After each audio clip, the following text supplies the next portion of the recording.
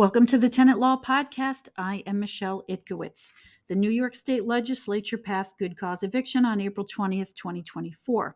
This is the most significant change in landlord-tenant law that I have seen in the 30 years that I have been a landlord-tenant litigator in New York City. This is the second episode in a series that we are doing on deeply exploring good cause eviction in New York City. I urge you to listen to the last episode, episode 25.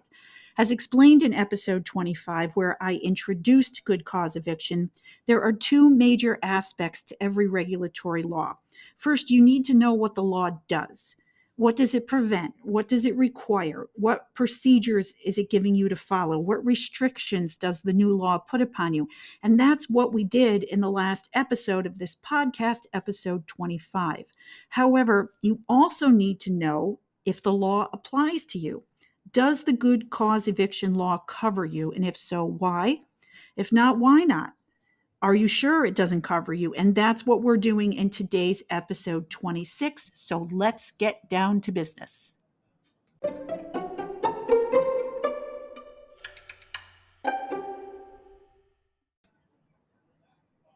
The way we're going to do it is this. We are going to cover Real Property Law Section 214, which talks about the coverage. What does the good cause eviction law cover? What types of apartments? What types of occupants of apartments? The way regulatory laws always work is they say, here's the rule and everybody's covered unless you're not. And then they back out the exceptions. So here, the good cause eviction at Real Property Law Section 214 gives us 15 exceptions. A lot of them are very straightforward, but some of them I'm going to comment on briefly. Real Property Law Section 214.2 tells us that the good cause eviction law does not cover owner-occupied housing accommodations with no more than 10 units. I have a question about this. So, owner-occupied unit is not defined in this law. So, what if the building with less than 10 units is owned by a limited liability company, as many buildings in New York City are? What does it mean then for the building to be owner occupied? Does that mean that someone who has a membership interest in the limited liability company, that's kind of like a share in a corporation? So someone who has an ownership interest in the entity that owns the building, if they live there, is that owner occupied? I don't know. And I only bring this up again because I've spent 30 years litigating the rent stabilization law, which is, again, as we learned in episode 25, the rent stabilization law and rent stabilized apartments are completely different things from good cause eviction apartments and good cause eviction tenants. But this is what's bringing the idea up in my head, because we've spent years in court defining who is an owner-occupier under rent stabilization. Is that going to be a thing we're going to talk about here? What if someone who owns an interest in the entity that owns the building, what if their daughter lives in the building? Is that owner-occupied? I don't know. That's an open question. Moving along, Real Property Law, Section 214, Section 3, tells us that the good cause eviction law does not cover an apartment that's sublet if the tenant wants it back to live in it. Now, my comment there is it's interesting because this exclusion isn't something that really prevents the rent cap from good cause eviction that we talked about extensively in episode 25. What this does is provide a pathway for non-renewal if the sub-landlord, i.e. the tenant, wants the apartment back from the subtenant. Okay, Real Property Law, Section 214, Section 4 tells us that the good cause eviction law does not apply where the possession of the apartment is incident to employment and the employment is lawfully terminated. So if you're not paying rent, you just have the apartment as part of your job and you're lawfully terminated, then good cause does not cover you. So this is like if you're a superintendent or anything else where the apartment comes with your employment package. Real Property Law Section 214, Section 5 tells us that good cause eviction does not apply to any apartment that is already subject to rent regulation. Now, remember, in episode 25, we wanted to put good cause eviction law in perspective, and we talked about the big categories of housing in New York City. We're just going to do that for 2 seconds again. So you have about 1 million rent-stabilized apartments. They're subject to the rent stabilization law. That has nothing to do with this. With good cause is different. Then we have free market apartments. And as we said, a lot of free market apartments are going to get converted into good cause eviction apartments by this law. Then another category is affordable housing, where your entitlement to that housing is based on caps on your income and assets. It's needs-based. And now we have good cause eviction. Those were the 4 biggies. I probably could have said 5 and added to that. Co-ops and condos are another big category here in New York City. So getting back to it, Real Property Law Section 214, again, Section 5 says good cause eviction does not cover anything already subject to rent regulation. So that would be rent stabilization and also rent control. There's still some of those out there, some of those apartments. Real Property Law Section 214, Section 6 tells us that good cause eviction does not apply to affordable housing. We just talked about that. And Real Property Law Section 214.7 tells us that good cause eviction does not apply to co-ops and condos. And what I want to say about that is that my question there was, does that mean good cause eviction doesn't apply to co-ops and condos that are sublet? Not subject to rent stabilization, but shareholder or a deed owner in a co-op or condo is subletting the unit. Are they subject to good cause eviction? And the way I'm reading the statute is, my guess is no, because the way it's worded is it's talking about if the building is cooperatively owned or owned as a condo. It's not talking about the particular unit.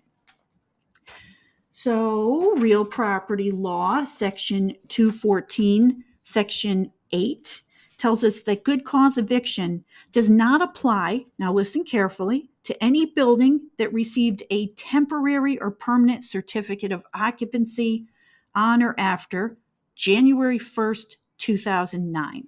So this is an exception that seems aimed at new construction or renovation. You can always find out when a building's certificate of occupancy is by looking on the New York City Department of Buildings website, looking up the building. There will be a section for certificates of occupancy. My question here was, and I think I know the answer is, does this apply to a building that got a temporary or permanent C of O on or after January 1st, 2009, even if that new certificate of occupancy is subject to an alteration building permit as opposed to a new building permit? In other words, I was thinking to myself, is this saying totally new construction or just any existing building that was renovated such that it got a new certificate of occupancy?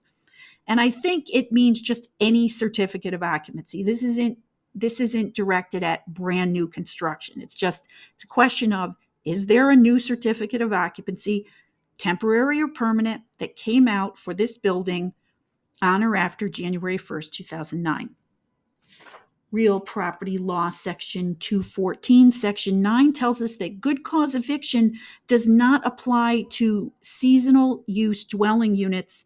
They're defined in the General Obligations Law, Section 7108. So anything that's seasonal, summer rental, something like that. Real Property Law Section 214, Section 10 tells us that good cause eviction does not apply to hospitals and old people homes. Section 11 tells us that good cause eviction does not apply to manufactured homes in manufactured home parks. Section 12 tells us that good cause eviction does not apply to hotels, transient use, Class B multiple dwellings. Section 13 tells us that good cause eviction doesn't apply to dormitories. Section 14 tells us that good cause eviction does not apply to housing operated by religious facilities.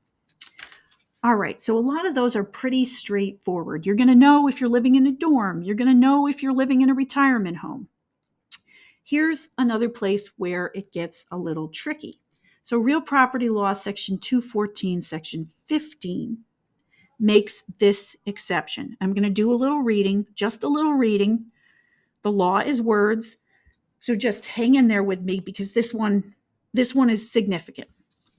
So good cause eviction does not apply to, quote, a unit on or within a housing accommodation where the monthly rent is greater than the percent of fair market rent established pursuant to HUD. That's 245% of the fair market rent in the county in which the housing accommodation is located as of August 1st of any given year. I paraphrased a little of that toward the end. All right, so let's take a deep breath. Good cause eviction doesn't apply to any apartment where the rent is 245% of the fair market rent that HUD tells us for that particular region. So what is this? I looked up on the HUD website for fiscal year 2024 for the New York metro area. What is fair market? And then I multiplied it by the 245%. So for a one bedroom, the fair market rent, according to HUD in the New York area, is $2,451. So 245% of that is $6,004.95. According to HUD, the fair market rent in 2024 for a two-bedroom apartment in the New York metro area is $2,752. 245% would be $6,742.40. And let's just jump to the 245% for a three-bedroom apartment in the New York area, $8,413.30. If I'm pulling the right number, I think I am. Anyway, the number will be published by the state, so you don't have to go hunting for it. Okay, here's the thing. This brings us to a bigger issue with the good cause eviction law. So let's just take a deep breath and look at this. The good cause eviction law seems to apply only to rent increases for existing tenants on their renewals. It doesn't seem to apply to how much a rent can increase for a vacant apartment in between tenants. This is significant, and it has bad implications for tenants that are near this 245% level. So if you're in a one bedroom renting close to $6,000, the problem is it's going to stimulate landlords to be eager for vacancies again in strong rental markets. Again, this is my opinion based on 30 years of doing this. So they radically changed the rent stabilization law in 2019 in the Housing Stability and Tenant Protection Act. Remember, rent stabilization law is completely different than good cause, but I'm talking about it because the analogy is important. So they radically changed rent stabilization in 2019 under the HSTPA so that landlords would be less eager for vacancies because they changed the rent stabilization law so that vacancies stopped having economic benefits for landlords. They thought that if there was no economic upside to vacancies, it would lessen landlords harassing tenants to get them out of undermarket apartments, and that would create more stability. What I think I'm seeing here is that this good cause eviction law potentially reinvigorates that whole cat and mouse game because for good cause eviction apartments, not for rent stabilized apartments, but for this new category, good cause eviction. Because landlords will want undermarket good cause tenants out so they can reset the rent, preferably over, for example, this $6,000 one bedroom kind of luxury exclusion. These are my guesses based on 30 years of doing this. Email me if you work in this area and you have a different opinion. All right. Just one more thing real quick. Good cause eviction also does not apply to, and now I'm pulling this from the definition section of the statute, Real Property Law section 211.4. Good cause eviction is not going to apply to you if no landlord-tenant relationship exists between you. If you're an occupant and you don't have a landlord-tenant relationship with the owner, then it doesn't apply to you. So, for example, if you're a licensee, so if you're a family member living with a tenant of record and you're not on the lease, and then that tenant of record leaves, the tenant of record's protections don't transfer to you. And it's the same with roommates. Roommates are not covered by good cause eviction. So you have to be a tenant for this law to apply. Now, let's take a break and come back and talk about what's likely the biggest and most confusing exception to good cause eviction coverage.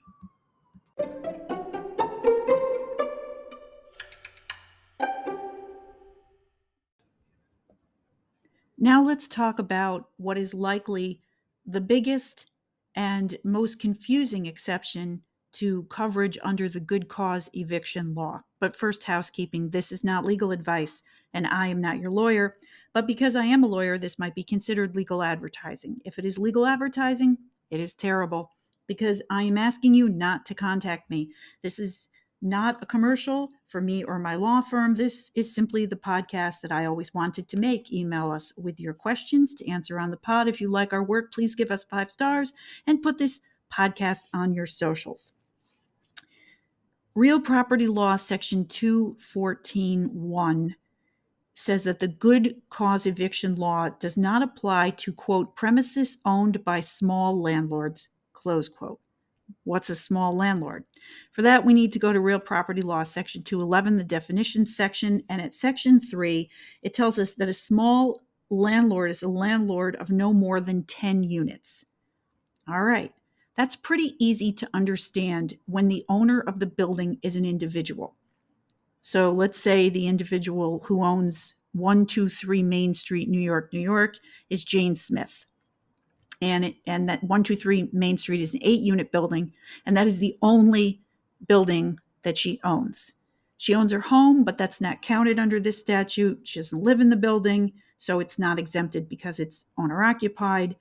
It's simply that she owns one building, and it has 8 units. So that's easy to understand. But most real estate in New York City is not owned by individuals. People's 2-family homes maybe are owned by individuals, but most multifamily buildings, 3 units or more, are owned by entities, either corporations, but more often limited liability companies, LLCs. Corporations have shareholders, limited liability companies have members, and most buildings are owned by LLCs. So how do we know if an LLC is a small landlord? Okay, let's look at the statute. Real Property Law 211.3c tells us that if a landlord is an entity, then the landlord is a small landlord if each natural person with an ownership interest in the entity or any affiliated entity owns no more than 10 units. All right. This is how we're going to study it. We are going to use an example that I made up. So I'm Jane Smith, but I'm not Jane Smith, individual owner. I'm Jane Smith, real estate investor. And I am a member, like a shareholder, in 10 different unaffiliated limited liability companies. And each of those limited liability companies owns one building with 8 units. I own nothing in my own name. One of the limited liability companies is 123 Main Street LLC. I'm the only member of 123 Main Street LLC, and 123 Main Street LLC owns 123 Main Street, New York, New York, which is an 8-unit building. Is 123 Main Street covered by the good cause eviction law? So let's go back to the statute. The statute says that 123 Main Street LLC has to disclose its members. 123 Main Street LLC discloses to the tenants that Jane Smith is the only member. Now remember, Jane Smith owns nothing else in her own name.